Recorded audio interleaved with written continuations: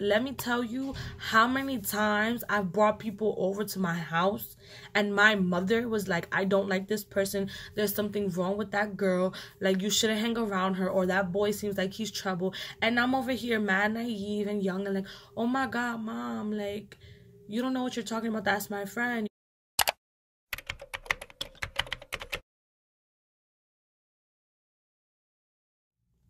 Hey you guys, so I'm back with this week's video, and this week's video is going to be about toxic friendships and like how to notice you're in a toxic friendship and like how to deal with toxic friendships in general, and just yeah. So let's get right into the video.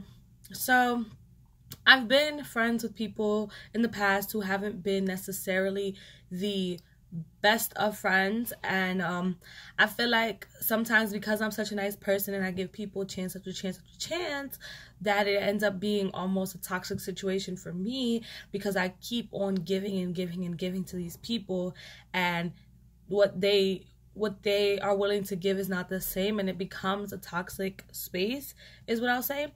So basically, like, I just, from like my experiences and stuff about like toxic people, is that like with people who I had to cut off for reasons of them being not, you know, not bettering me, is the fact that they never wanted to see me win. They never wanted to see me happy or to see me do well.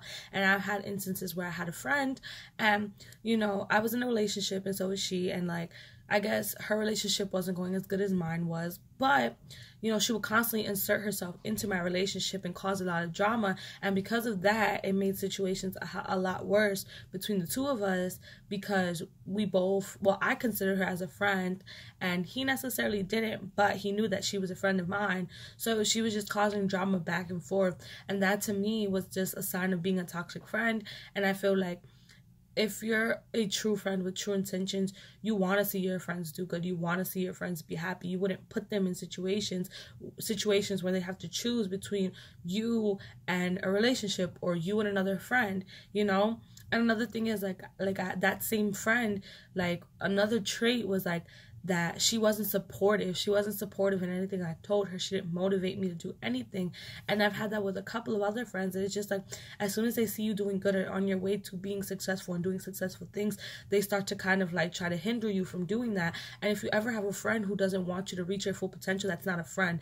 That is an enemy in disguise, because a real friend would want to hype you up, no matter if that means that you have to move to a new state, no matter if that means you only get to see them once a year. Like, I know people who will only see their friends once a year and their friends are still like that with them, you know what I mean? So it's like, if somebody doesn't want to see you be successful and doesn't want to support you in your success, that's not somebody that you should keep around, and that is somebody who is not looking to be there for you in the long run. Next is like, I've had situations with friends where it's like, actually the same friend, where it's like, you don't have my back, and it's like, I was put in a situation by that person that made me uncomfortable, and I was like, as a friend, I would never put somebody that I considered a friend in an uncomfortable situation. That to me is an example of a toxic friend. And if the same person continues to do the same things, like, they're just adding on to the toxicity in your life, and do you really want that? Like, and then another example of a friendship or a friend who is toxic is someone who's always telling your business.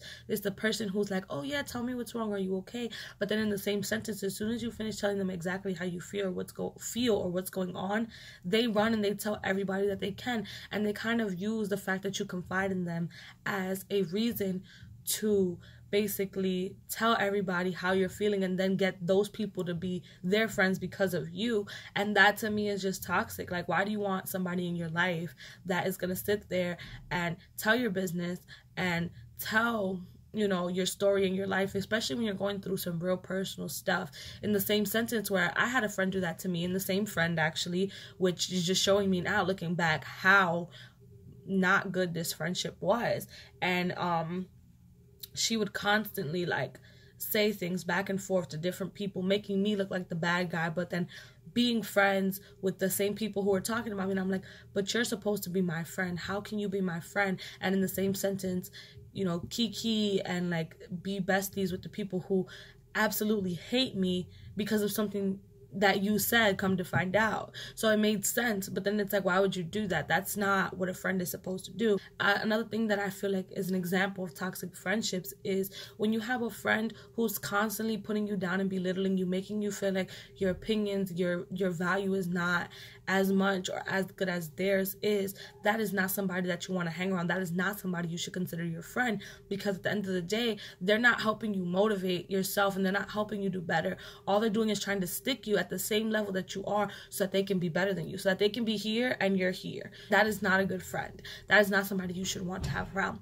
And the biggest thing that nobody mentions is that, let me tell you how many times I've brought people over to my house and my mother was like, I don't like this person, there's something wrong with that girl, like you shouldn't hang around her, or that boy seems like he's trouble. And I'm over here mad, naive and young and like, oh my god, mom, like, you don't know what you're talking about. That's my friend. You don't know what you're saying. Like we're cool. We've been through a lot of stuff together. Come to find out, 10 times out of 10, my mom is usually right. And parents are usually right because they see the things that you have yet to see and that you can't see because those are your friends. And oftentimes when we're in situations where we're surrounded by people who aren't bettering us and who aren't helping us, whether it be a friendship or relationship or just people in general, is that you cannot see a way out of a situation that you're in because of the fact that you're looking at it as if you're in the maze and all you see are the different directions. You don't see the end.